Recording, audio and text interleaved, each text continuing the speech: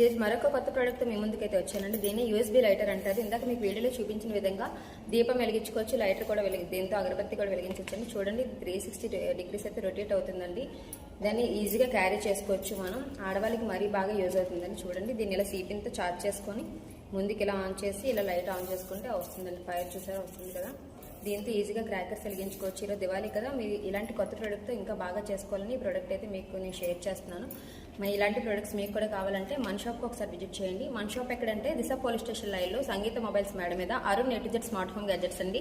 ఇంకా మరిన్ని వీడియోస్ కోసం మన ఛానల్ని ఫాలో చేయండి, లైక్ చేయండి.